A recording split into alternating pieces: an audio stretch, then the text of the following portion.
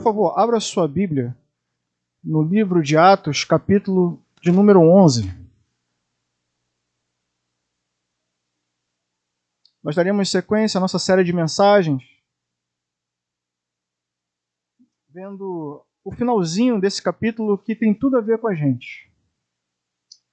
O texto fala sobre a igreja de Antioquia, na verdade fala sobre a plantação da primeira igreja, quase que eu falo batista, da primeira igreja cristã nos confins da terra. É isso que o texto mostra para a gente hoje. Mas antes de fazer a leitura, eu queria fazer uma pergunta para todos vocês que estão aqui presentes. Você que faz parte dessa igreja, você que está nos visitando, você talvez não seja um cristão ainda. A pergunta é muito simples. Como deve ser uma igreja? Essa é uma pergunta importante que a gente precisa saber responder, especialmente a Bíblia de Juscelino. Porque dentro de poucos dias, irmãos, nós estaremos comemorando 64 anos dessa igreja. Então, saber dizer como deve ser uma igreja é algo que nós precisamos responder com toda a convicção. Nesses dias em que estaremos comemorando o aniversário da nossa igreja, estaremos fazendo um congresso baseado no livro do Tony Merida chamado Ame a Sua Igreja.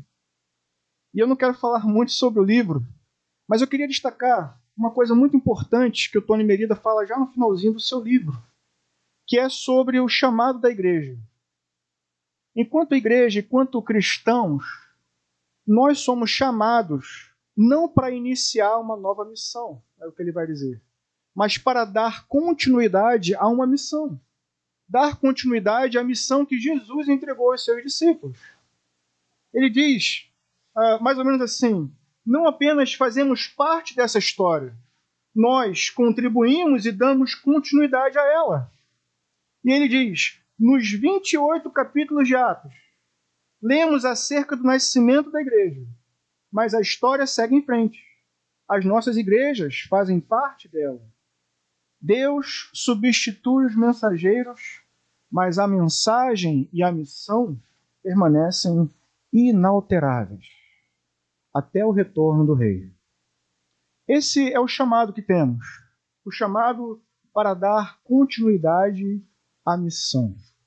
Agora, o problema é o seguinte, infelizmente, nós vivemos em uma época onde estamos cercados por instituições religiosas que se afirmam como igrejas, mas que não são igrejas. Nós estamos cercados de pessoas que dizem que são cristãs, mas não trazem as marcas de um verdadeiro cristão. Se autodenominam como cristãs, mas não trazem as marcas que possibilitam esse reconhecimento. Então, por isso, a pergunta que precisamos responder hoje é essa. Como deve ser uma igreja? Nosso objetivo hoje é olhar para o capítulo 11 e responder a essa pergunta. O capítulo que mostra a primeira igreja cristã nos confins da terra. Eu queria, agora sim, fazer a leitura do texto. E juntos vamos enxergar essas marcas. Não apenas para identificar o que não é uma igreja, mas também para direcionar os nossos passos, a fim de que continuemos sendo uma igreja dos modelos bíblicos. Atos, capítulo 11, a partir do verso 19, diz assim: Os que tinham sido dispersos por causa da perseguição desencadeada com a morte de Estevão, chegaram até a Fenícia, Chipre e Antioquia, anunciando a mensagem apenas aos judeus. Alguns deles, todavia, cipriotas, sirineus, foram a Antioquia e começaram a falar também aos gregos, contando-lhes as boas novas a respeito do Senhor Jesus. A mão do Senhor estava com eles e muitos creram e se converteram ao Senhor. Notícias desse fato chegaram aos ouvidos da igreja em Jerusalém, e eles enviaram Barnabé a Antioquia. Este, ali chegando e vendo a graça de Deus, ficou alegre e os animou a permanecer fiéis ao Senhor de todo o coração. Ele era um homem bom, cheio do Espírito Santo e de fé, e muitas pessoas foram acrescentadas ao Senhor. Então Barnabé foi a Tarso procurar Saulo, e quando o encontrou, o levou para Antioquia. Assim, durante um ano inteiro, Barnabé e Saulo se reuniram com a igreja e ensinaram a muitos. Em Antioquia, os discípulos foram pela primeira vez chamados cristãos. Naqueles dias, alguns profetas desceram de Jerusalém para Antioquia. Um deles, Ágabo, levantou-se e pelo Espírito predisse que uma grande fome sobreviria a todo o mundo romano, o que aconteceu durante o reinado de Cláudio. Os discípulos, cada um segundo as suas possibilidades, decidiram providenciar ajuda para os irmãos que viviam na Judéia. E o fizeram, enviando suas ofertas aos presbíteros, pelas mãos de Barnabé e de Saulo. Amém. Vamos orar mais uma vez?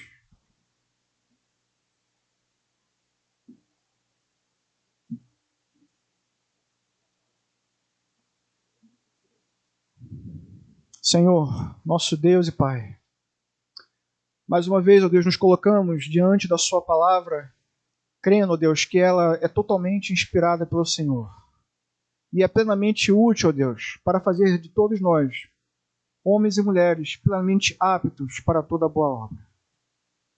É em Ti, ó Deus, que confiamos e é a Ti que oramos nesse momento, a fim de que o Senhor mais uma vez venha até nós com graça, com misericórdia e com poder, a fim de que o Teu povo seja alimentado pela Sua palavra. É a nossa oração, ó Deus, em nome de Jesus. Amém. Meu Deus. Como deve ser uma igreja? Eu queria ler mais uma vez com os irmãos os versículos 19 e 20. Os que tinham sido dispersos por causa da perseguição, desencadeada com a morte de Estevão, chegaram até a Fenícia, Chipre e Antioquia, anunciando a mensagem apenas a judeus. Alguns deles, todavia, cipriotas e sirineus, foram a Antioquia e começaram a falar também aos gregos, contando-lhes as boas novas a respeito do Senhor Jesus. A nossa primeira resposta para essa pergunta é que uma igreja precisa ter discípulos que verdadeiramente estejam comprometidos com a missão. Discípulos que verdadeiramente estejam comprometidos com a missão. Lucas começa nos lembrando dos efeitos da perseguição que ocorreu após a morte de Estevão. A morte de Estevão inaugurou uma grande perseguição na cidade de Jerusalém, forçando todos os cristãos, todos os discípulos, a fugirem. E muitos deles fugiram para regiões próximas, como Samaria e Judéia. Mas agora ele nos diz que muitos foram para regiões ainda mais distantes, para Fenícia, para Chipre, e chegaram até Antioquia. Antes de falar sobre o texto em si, eu preciso desenvolver um pouquinho mais sobre a importância de Antioquia, irmãos. Antioquia não era uma cidade pequena. Ela ficava a 500 quilômetros ao norte de Jerusalém. Né? Não era uma distância assim tão grande, né? Especialmente se a gente fizer uma comparação com a nossa realidade, com o nosso país, que é um país de dimensões continentais. Não era uma distância assim tão longe. Ok? Mas vejam, era uma cidade extremamente importante. Antioquia era a terceira maior cidade de todo o Império Romano. Ela era considerada a rainha do Oriente, né? A menina dos olhos do Império Romano, uma cidade extremamente desenvolvida, um grande polo, um centro cultural, econômico e religioso dos seus dias. Alguns historiadores dizem até que ela era a única cidade do seu tempo que tinha iluminação noturna. Isso mostra para a gente o quanto essa cidade era desenvolvida. E não é por acaso que muitos vão dizer que a cidade de Antioquia era para o mundo antigo mais ou menos aquilo que é a cidade de Nova York é para o mundo dos nossos dias. Pessoas de todo o mundo passavam por lá. Gregos, romanos, egípcios, fenícios, africanos, asiáticos, indianos. Todo esse tipo de gente frequentava a região de Antioquia. E aí nós começamos a deslumbrar um pouquinho da importância. Quando o texto nos fala dos discípulos chegando a Antioquia, não está querendo dizer apenas que eles percorreram uma grande distância. A questão é muito mais profunda do que isso. A questão não é simplesmente a distância que eles percorreram. O foco aqui é nos mostrar acima de tudo, que apesar de estarem fugindo por causa de uma perseguição religiosa, apesar das circunstâncias, eles não abandonaram a sua identidade enquanto discípulos. Mesmo estando sendo perseguidos, eles percorreram essas regiões sem deixar de anunciar o Evangelho de Jesus Cristo. É isso que o texto começa nos mostrando. Apesar de todas as circunstâncias, se mostraram discípulos fiéis. Discípulos que se identificavam com Cristo e com a mensagem de Cristo. E por isso, não deixaram de proclamar, nem a judeus e nem a gregos, esse poderoso evangelho que tem poder para salvar a todos. É isso o que Lucas começa a nos mostrar. Apesar de fugitivos, não abandonaram a sua identidade. Apesar de fugitivos, não deixaram de anunciar o evangelho. As circunstâncias não fizeram com que eles abandonassem a sua missão. E isso é uma coisa que a gente precisa se perguntar. Quantas vezes nós calamos a nossa voz por causa de circunstâncias adversas? Esses irmãos, a gente precisa lembrar disso, deixaram tudo para trás. Mas seguiram adiante sem abandonar a sua identidade. Sem deixar de anunciar o evangelho. Porque não eram outra coisa. Não se identificavam como outra coisa do que discípulos de Jesus. Circunstâncias surgem.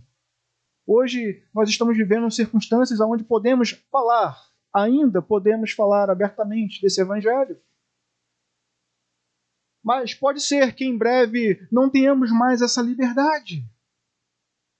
E ainda assim somos chamados a permanecermos fiéis, a sermos discípulos fiéis, corajosos, com uma coragem que certamente não vem de nós, mas vem do alto. E pela graça devemos permanecer firmes e anunciar ao mundo que Jesus Cristo é o Senhor. Às vezes a gente ouve as pessoas falando, poxa, pastor, mas eu não tenho conhecimento muito profundo, conhecimento teológico, eu não fiz seminário. Mas veja, eu quero chamar a sua atenção para isso.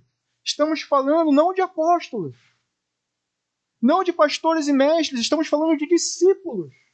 Irmãos como nós, pessoas comuns, mas que conheciam o Evangelho e estavam dispostos. É isso o que às vezes nos falta. Disposição para nos colocar diante desse mundo como testemunhas do que Jesus fez por nós e do que pode fazer por eles.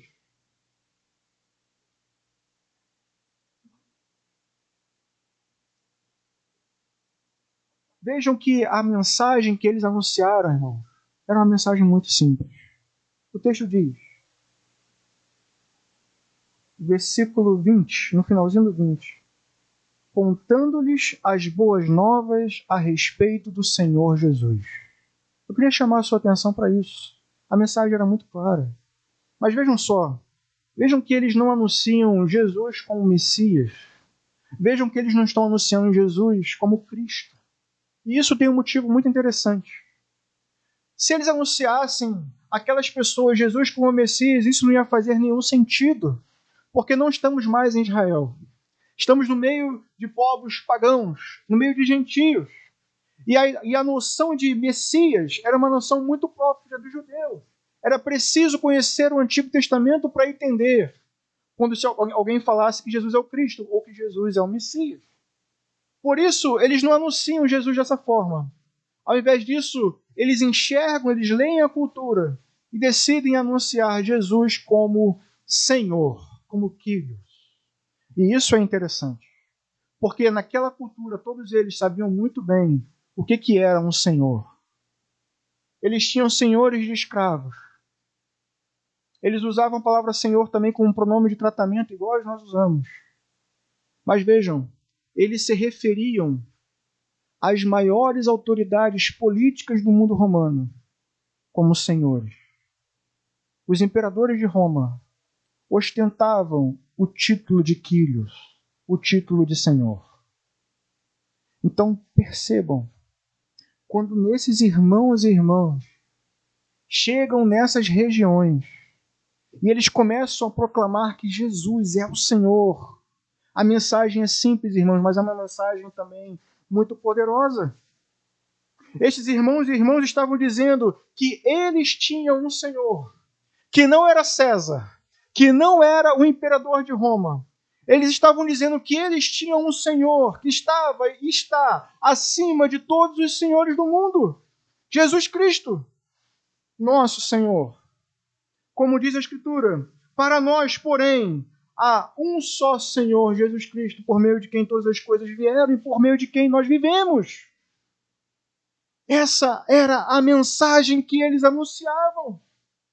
Mensagem simples, que todos nós conhecemos.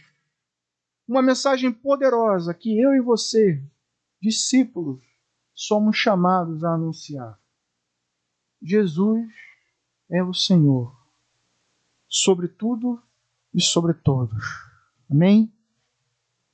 Versículo 21 diz: a mão do Senhor estava com eles. Muitos creram e se converteram ao Senhor. Deixa eu ler mais uma vez. A mão do Senhor estava com eles. Muitos creram e se converteram ao Senhor. Irmãos, nós estamos falando do avanço do reino. Eu queria que você pensasse nisso. Não estamos falando de qualquer coisa. Estamos falando do avanço do reino. Estamos finalmente falando do reino de Deus, avançando e chegando até as pessoas que estavam vivendo sem Deus, sem Cristo e sem esperança no mundo. A mensagem estava finalmente chegando. A missão estava finalmente sendo cumprida. O reino de Deus estava chegando não apenas em Jerusalém, mas também nos confins da terra. Não apenas para os judeus, mas finalmente estava sendo proclamado a todos os povos, de todas as línguas, tribos e nações. O reino de Deus, irmãos, estava avançando. A missão estava sendo cumprida. E eu chamo a sua atenção mais uma vez. Por meio de discípulos fiéis.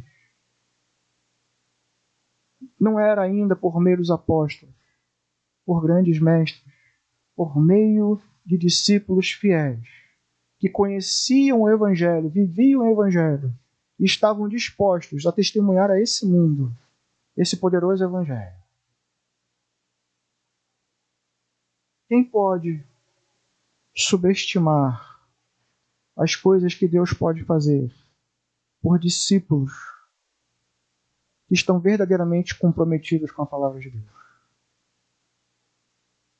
Que nenhum de nós, irmãos, ouse duvidar de como Deus pode nos usar poderosamente em suas mãos. Não por conta de quem somos, mas porque a graça de Deus é abundante. E o poder de Deus pode operar através de nós, apesar das nossas limitações. É o Espírito de Deus que convence. O nosso chamado enquanto discípulos, irmãos, é simplesmente sermos testemunhas fiéis. A missão de convencer não é nossa, é do Espírito. Eu e você precisamos viver de maneira fiel e anunciar a palavra de Deus de maneira fiel, na expectativa de que, pela graça de Deus, os mortos voltem a viver, os cativos sejam libertos e aqueles que não creem passem a crer. Essa obra é dele.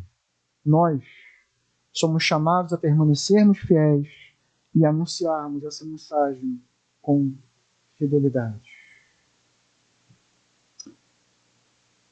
Eu queria lembrá-los da oração que os primeiros discípulos fizeram lá em Atos, capítulo 4. Eles disseram: Senhor, capacita os seus servos para anunciarem a tua palavra corajosamente. Atos capítulo 4, verso 29. Essa, irmãos, continua sendo a nossa oração. Essa deve ser a oração da igreja. Senhor, capacita os seus servos, todos os seus servos, a fim de que eles possam pregar a palavra corajosamente. Só os discípulos dizem amém. Amém. Essa é a primeira marca, irmãos, de uma igreja. Discípulos comprometidos com a palavra. Mas os pastores precisam também estar comprometidos com o avanço do reino. Veja o versículo 22. Notícias desse fato chegaram aos ouvidos da igreja em Jerusalém, e eles enviaram Barnabé a Antioquia. Este, ali chegando e vendo a graça de Deus, ficou alegre e os animou a permanecerem fiéis ao Senhor de todo o coração. Ele era um homem bom, cheio do Espírito Santo e de fé. E diz o texto, e muitas pessoas foram acrescentadas ao Senhor. Portanto, em segundo lugar, irmãos, pastores comprometidos com o avanço do reino. O texto nos mostra que assim que a mensagem chegou à igreja de Jerusalém, a sede, imediatamente escolheu um homem capaz, Barnabé, e decidiu enviá-lo ao campo missionário. E vejam, Barnabé, nós sabemos, não era um judeu. Barnabé era natural de Chipre, portanto ele era um homem que certamente conhecia os costumes da terra, falava a língua da terra. Mas vejam, irmãos, que não são essas características que são ressaltadas aqui. Não são essas virtudes que são apontadas em Cornélio. O que o texto nos diz é que, Barnabé, nem está na pregação anterior ainda. O que o texto nos diz sobre Barnabé é que ele era um homem de caráter aprovado. O que o texto nos diz sobre ele é que ele era um homem vazio de si mesmo, mas cheio do Espírito. Um homem que andava pela fé. São essas as características que são destacadas em Barnabé. E isso fica claro quando vemos as atitudes dele quando ele chega na cidade. Será, irmãos, que Barnabé encontrou uma igreja pronta? Será que ele encontrou uma igreja... imagine só, haviam ali pessoas de diferentes nacionalidades, diferentes regiões, com diferentes culturas. Muitos deles tinham acabado de conhecer o Evangelho. Será que era uma igreja sem problemas? Mas quando a gente olha para o texto, o que a gente não vê é uma sequer crítica de Barnabé. O texto mostra Barnabé indo para lá não para criar obstáculos, mas para remover todos os empecilhos. Não para tecer críticas, mas para motivar os irmãos a permanecerem firmes na fé. É isso o que o texto nos mostra sobre ele. Barnabé, enfim, não foi até lá buscando autopromoção, mas foi lá para promover o avanço do reino. E o texto diz que ao chegar lá, ele se alegrou ao ver o progresso dos irmãos. Definitivamente, a igreja de Jerusalém enviou para lá o seu melhor pastor, um homem bom, cheio do Espírito Santo e de fé. E o texto termina dizendo o resultado. Muitas pessoas foram acrescentadas ao Senhor. É um relato impressionante sobre o perfil desse homem e a conduta desse homem. Mas, infelizmente, não é sempre que vemos isso nos nossos dias. Como eu disse anteriormente, existem muitas instituições que carregam o nome de igreja sem ser igreja. Existem também muitos discípulos, muitas pessoas que se dizem discípulos quando não são. E, infelizmente, também temos pastores, pessoas que se autoproclamam pastores, mas que verdadeiramente não são pastores. São falsos mestres. Eu queria que você abrisse sua Bíblia em 2 Pedro, capítulo 2.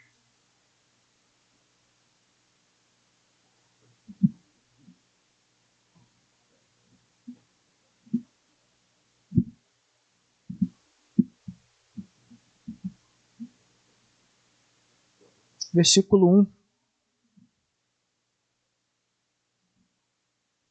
Nesse capítulo inteiro, Pedro fala sobre os falsos mestres e fala também sobre as consequências que eles terão por causa de seus falsos ensinos. Eu queria ler apenas alguns versos com vocês. Ele diz no versículo 1: No passado, veja que não é algo novo, né? No passado surgiram falsos profetas no meio do povo, como também surgirão entre vocês falsos mestres. Estes introduzirão secretamente heresias destruidoras, chegando a negar o soberano que os resgatou, trazendo sobre si mesmos repentina destruição. Muitos serão os caminhos vergonhosos desses homens, e por causa deles será difamado o caminho da verdade. Em sua cobiça, tais mestres os explorarão com histórias que inventaram. Há muito tempo a sua condenação paira sobre eles, e a sua destruição não tarda. Versículo 17.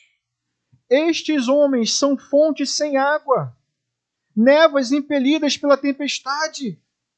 A escuridão das trevas lhe está reservada, pois eles, com palavras de vaidosa arrogância e provocando os desejos libertinos da carne, seduzem os que estão quase conseguindo fugir daqueles que vivem no erro, prometendo-lhes liberdade. Eles mesmos são escravos da corrupção, pois o homem é escravo daquilo que o domina. Se tendo escapado das contaminações do mundo por meio do conhecimento do nosso Senhor e Salvador Jesus Cristo, encontraram-se novamente nelas enredados e por elas dominados, estão em pior estado do que no princípio. Teria sido melhor que não tivessem conhecido o caminho da justiça, do que depois de o terem conhecido, voltarem as costas para o santo mandamento que lhe foi transmitido. Irmãos, é muito grave a situação que o apóstolo Pedro coloca aqui. O texto fala de falsos mestres, falsos profetas, falsos pastores, que se levantam e que corrompem aqueles que estão quase que escapando, diz o texto. E o texto ainda diz que por causa desses mestres, o nome de Deus tem sido difamado. E infelizmente, quando olhamos para a realidade que vivemos hoje, nessa sociedade pós-moderna, pós-cristã, quando olhamos o que vemos nos reels do nosso Instagram a respeito de falsas igrejas, o escândalo está aí. Falsos ensinos provenientes de falsos mestres, enganando a muitos.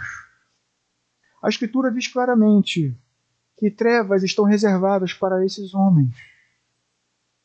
Mas o perigo, irmãos, não é somente para os falsos mestres. É também para aqueles que estão frequentando essas igrejas, ouvindo e aceitando falsos ensinos.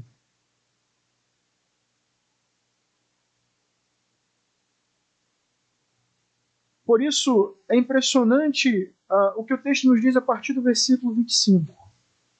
Barnabé foi a Tarso para buscar Saulo. E quando o encontrou, levou a Antioquia, e durante 1 ano inteiro, Barnabé e Saulo se reuniram com a igreja e ensinaram a muitos. Discípulos comprometidos, pastores que verdadeiramente são pastores levantados por Deus, mas vejam que é necessário que a igreja seja uma igreja instruída na palavra de Deus. Uma igreja comprometida com a doutrina. Do contrário, irmãos, estamos sujeitos a sermos enganados, sujeitos aos ensinos dos falsos mestres, sujeitos aos ensinos de falsas igrejas que estão surgindo a todo momento. A questão é como permaneceremos fiéis? Como seremos discípulos que verdadeiramente refletem a imagem de Cristo, se somos um povo que não está interessado em aprender a doutrina? Um povo que não está interessado em se aprofundar nas Escrituras. Infelizmente, essa é a realidade que vemos. Pessoas que consideram as reuniões da igreja pouco importantes. Pessoas que consideram o ensino bíblico, a escola bíblica, pouco importante. Mas vejam só que Barnabé e Paulo se dedicaram durante 1 ano inteiro a fim de ensinar aquelas pessoas. Se reuniram a fim de aprender. E o resultado disso vem no final do texto. É somente após isso que eles foram reconhecidos como cristãos. É somente após isso que eles foram reconhecidos como cristãos. Como alguém pode desejar ser parecido com alguém que não conhece?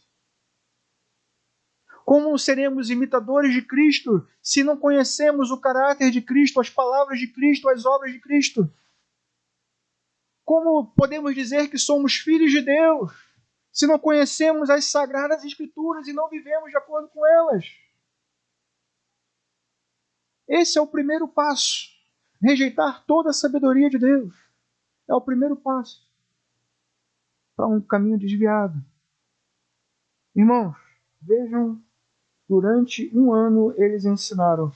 O Werner der Bull vai dizer o seguinte: uma igreja de Jesus se forma e cresce exteriormente apenas através da evangelização, através da proclamação da mensagem de salvação.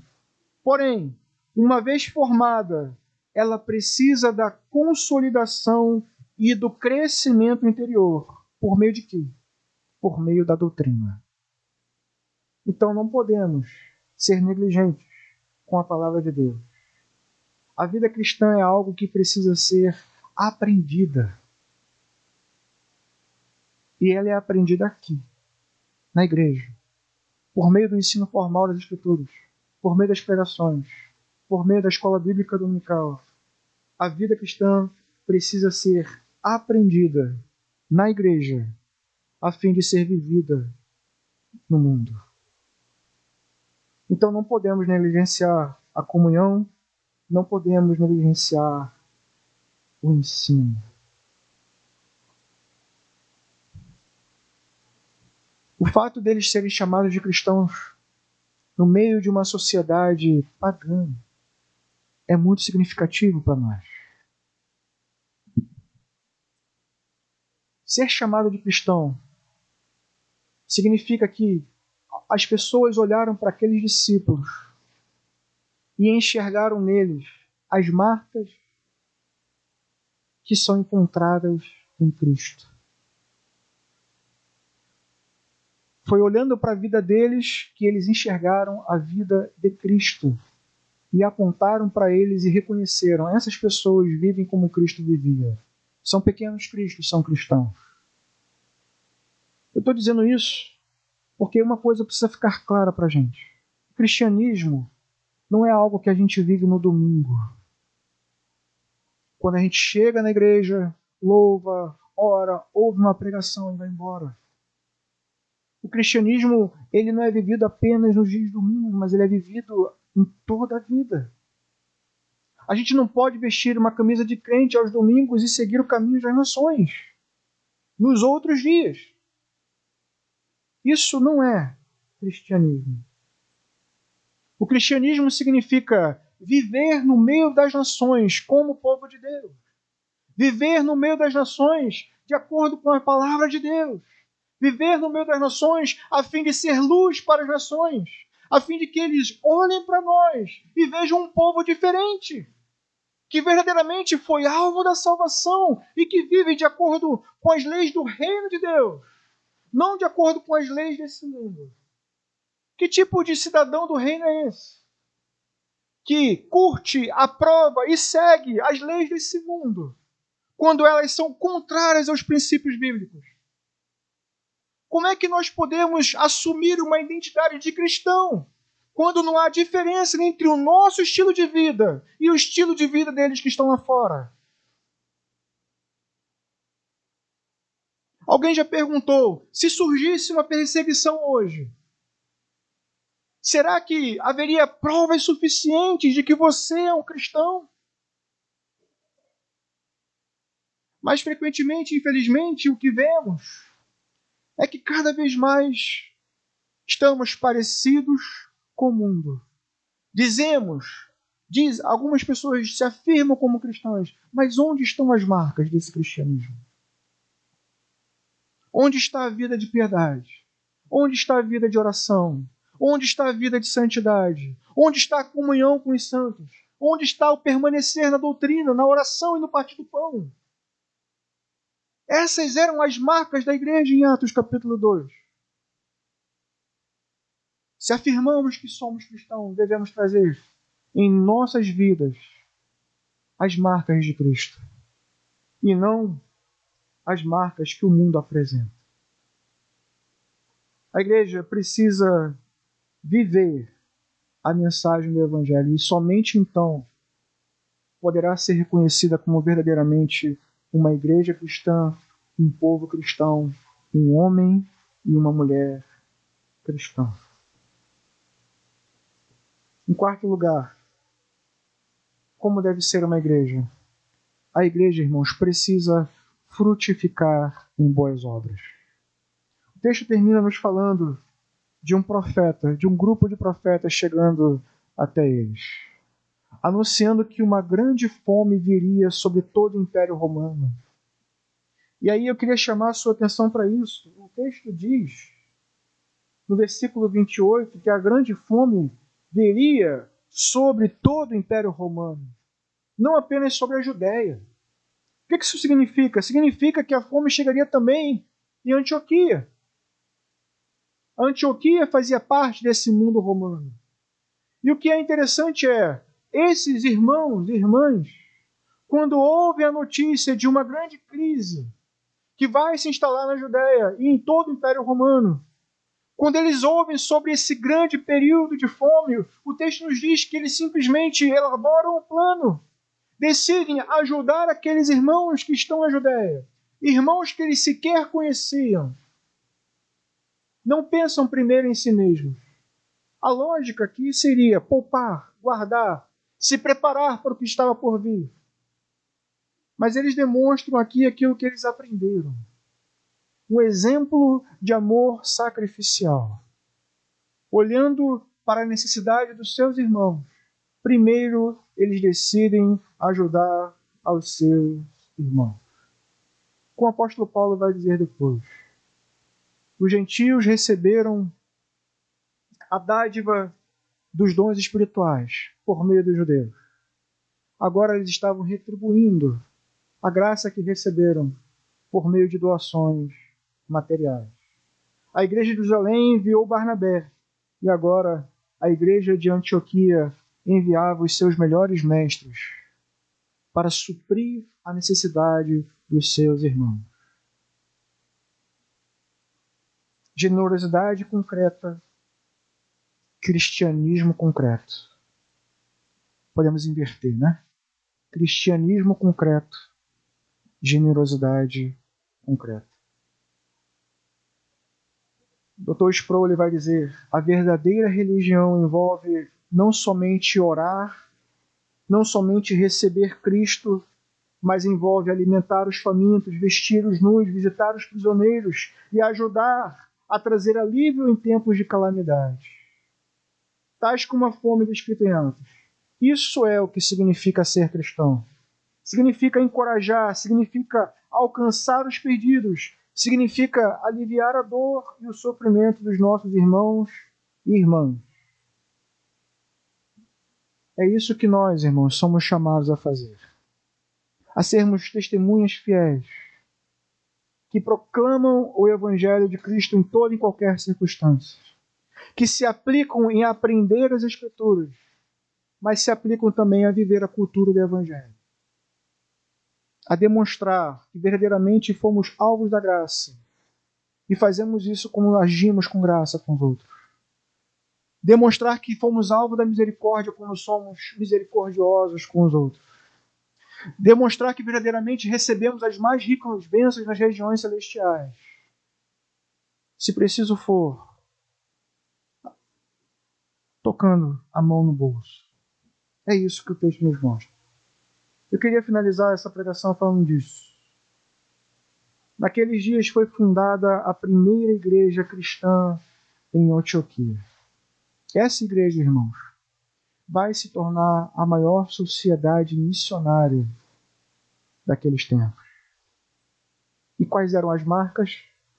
Discípulos comprometidos com a missão, pastores comprometidos com o avanço do reino, uma membresia comprometida com o ensino e aprendizado, mas também comprometida com a cultura do Evangelho que frutifica em boas obras. E eu queria terminar pensando sobre a nossa realidade. Nós que estamos prestes a comemorar os nossos 64 anos. Eu acredito, irmãos, que pela graça de Deus, podemos encontrar essas marcas em nossa igreja. Eu acredito que verdadeiramente podemos olhar para o lado e encontrar irmãos, como ouvimos de manhã, que estão preocupados em saber qual é a melhor forma de falar do Evangelho para aqueles que ainda não conhecem. Irmãos que estão comprometidos com a verdade do Evangelho, que estão dispostos a anunciar que Jesus Cristo é o Senhor, Senhor sobre tudo. Pela graça de Deus, somos também uma igreja que está comprometida não apenas com o evangelismo, mas também com a instrução. E não apenas com a instrução, mas também em frutificar com boas obras. Pela graça de Deus, essa igreja plantou igrejas, formou e está formando pastores. Temos uma missionária na Europa. E isso não é glória nossa, é para que o nome de Deus seja glorificado. Não é para que nós possamos nos encher de vaidade, mas é que possamos continuar nessa caminhada, a fim de que possamos nos alegrar como Barnabé se alegrou, vendo não o nosso nome sendo proclamado, mas o reino de Deus avançando, o reino de Deus alcançando aqueles que ainda estão perdidos. E isso acontece quando nós nos agarramos a essas marcas e damos continuidade à missão. Meu apelo para você que ainda não é um cristão é que você olhe para essas marcas, as marcas de uma igreja saudável, como essas que nós vimos aqui na igreja de Antioquia. Olhe para ela e procure uma igreja que apresente essas marcas, com pastores que estejam preocupados não em se promoverem, mas preocupados em anunciar o Evangelho de Jesus Cristo. Preocupados em ver o avanço do reino e a edificação da igreja. Que você possa procurar uma igreja que verdadeiramente anuncie esse Evangelho, que é o poder de Deus para a salvação. Que anuncia que Jesus Cristo é plenamente homem, plenamente Deus, que se fez carne e habitou entre nós, a fim de que pecadores como nós sejamos alcançados de uma vez por todas, libertos de uma vez por todas, e que uma vez crendo sejamos feitos filhos de Deus. Precisamos de igrejas assim, mas precisamos ser também uma igreja assim. Eu quero terminar orando, pedindo a Deus, para que Deus continue trabalhando em nós e através de nós. Enquanto estamos nos preparando para comemorar 64 anos, não queremos apenas olhar para os anos que passaram, queremos olhar para os anos que virão. Não queremos apenas dizer como foram aqueles discípulos, queremos ser esses discípulos e queremos formar novos discípulos. E isso, irmãos, só é possível pelo poder de Deus, pela graça abundante de Deus. Esse deve ser o desejo do nosso coração. Vamos orar. Senhor, nosso Deus e Pai, queremos louvar e engrandecer o Seu nome, porque através de homens comuns, o Teu reino foi proclamado, a Tua palavra foi proclamada. Gentios e judeus puderam ouvir a proclamação de que Jesus Cristo é o Senhor. Obrigado, Deus, porque hoje nós que estamos aqui somos o resultado da proclamação desse poderoso Evangelho. Ó Deus, e nós oramos, gratos ao Senhor por tudo que o Senhor fez através desses homens e dessas mulheres, que independentemente das circunstâncias permaneceram fiéis, proclamando esse poderoso Evangelho, Evangelho que chegou até nós com poder. Obrigado, Deus, porque hoje nós conhecemos a verdade que foi revelada na Tua palavra, que Jesus Cristo é o Senhor. E nós oramos, ó Deus, a fim de que essa igreja e de que todas as igrejas espalhadas por esse mundo continuem firmes na proclamação do Teu poderoso Evangelho, a fim de que aqueles que ainda estão perdidos, que ainda estão procurando pelo caminho, possam encontrar em Jesus Cristo a salvação, o perdão dos seus pecados. Pai, queremos proclamar a Tua palavra com poder e autoridade, a fim de que os mortos possam voltar a viver, que os surdos possam voltar a ouvir. Pai, é o desejo do nosso coração. Continua sustentando, Deus, cada um dos meus irmãos, a fim de que eles permaneçam firmes na fé, olhando sempre para o autor e consumador da nossa fé. Ó Deus, ajuda essa igreja e todas as igrejas que permanecem firmes na proclamação do Evangelho. Sustenta os pastores, a fim de que eles permaneçam firmes na proclamação do Evangelho. Sustenta os discípulos, ó Deus, espalhados por esse mundo, a fim de que eles verdadeiramente vivam o Teu poderoso Evangelho. Que possamos, ó Deus, frutificar em boas obras. Que possamos ser luz entre as nações. É o nosso desejo. Oramos no nome de Jesus, que vive e reina para todo sempre. Amém e amém.